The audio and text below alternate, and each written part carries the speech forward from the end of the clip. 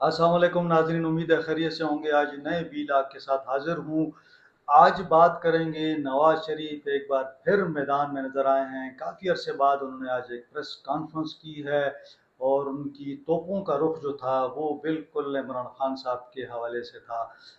उन्होंने क्या कहा और किसको उन्होंने कहा कि जनाब वो मुजरिम है और उनके साथ किस किस ने मुजरिमाना जो जो जुर्म था उसमें वो शरीक था।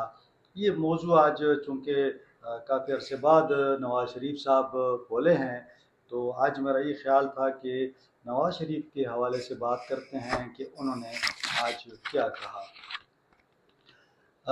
आज उनकी मुलाकात थी जो ज़िमनी इलेक्शन है उसमें जो जीते थे उस हवाले से। तो डिटेल में जाने से पहले आपसे वही रिक्वेस्ट कि चैनल को लाइक करें, सब्सक्राइब करें, दोस्तों के साथ शेयर करें और बेल आइकान को प्रेस कर दें ताकि आपको नया वीलॉग मिल सके।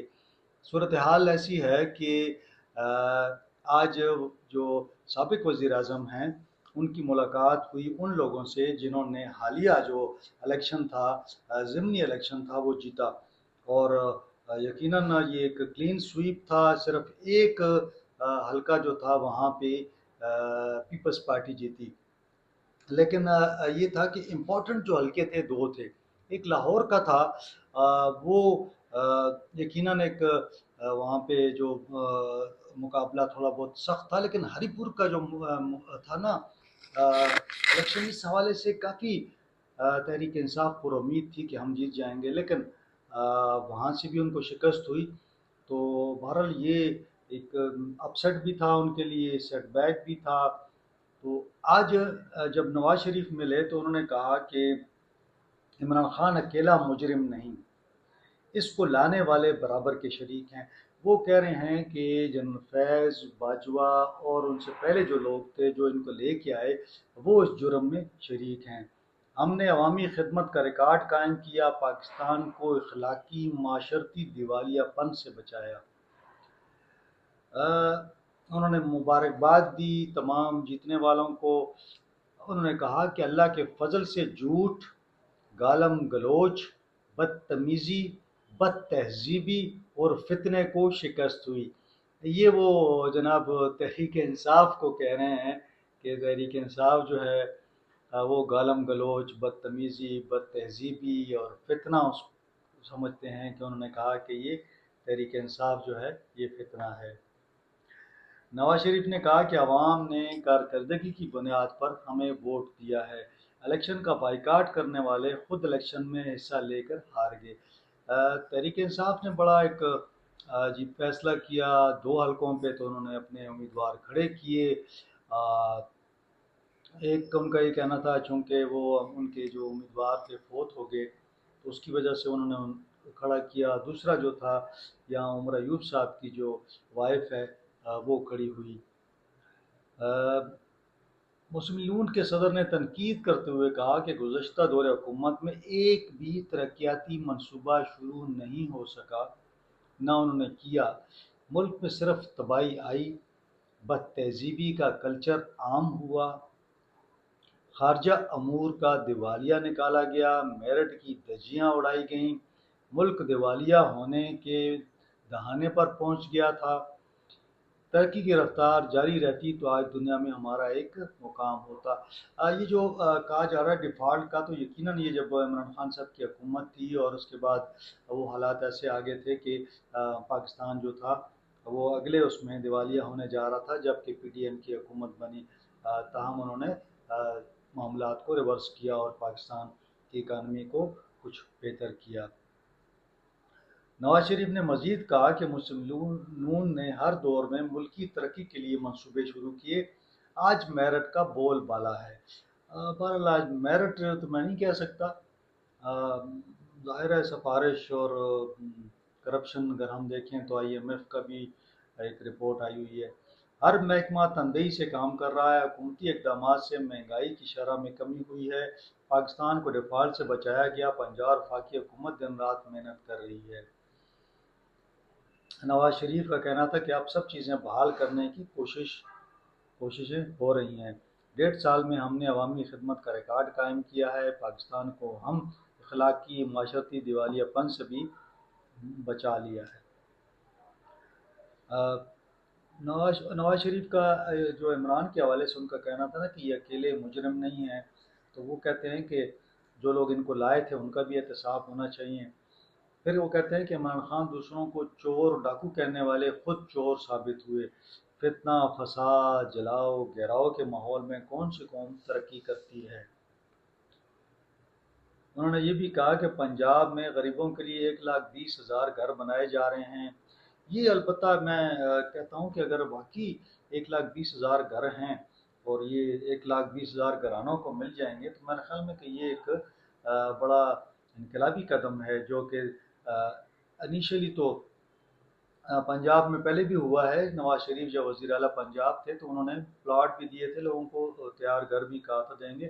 پھر عمران خان صاحب نے 1 کروڑ نوکریاں، 50 لاکھ گھر بنانے کا ہوا تھا، لیکن وہ ایک گھر بھی نہیں بنا سکے تھے۔ پنجاب میں غریب افراد کا علاج مفت ہوتا ہے، اسپتال نئے بن رہے ہیں، ہر ضلع میں گرین بسیں چل رہی ہیں، پنجاب میں امن و امان کی صورتحال پہلے سے بہت بہتر ہے۔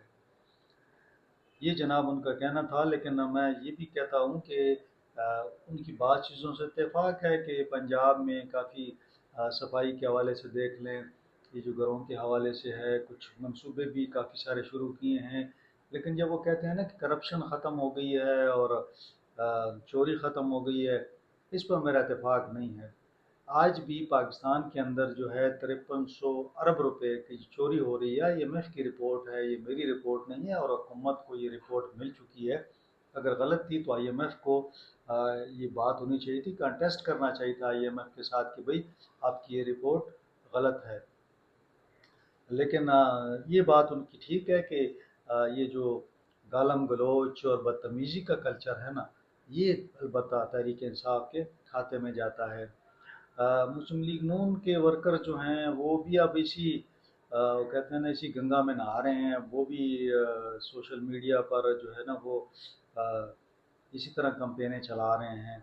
بہرحال یہ نواز شریف کی جو انٹری ہے، میں سمجھتا ہوں کہ یہ اگر آپ دیکھ لیں تو تقریباً 2 سال بعد انہوں نے اس قسم کی بات چیت جو ہے کی ہے، ورنہ وہ خاموشی میں رہے، میڈیا سے بھی دور رہے، اپنے ورکروں سے بھی دور رہے۔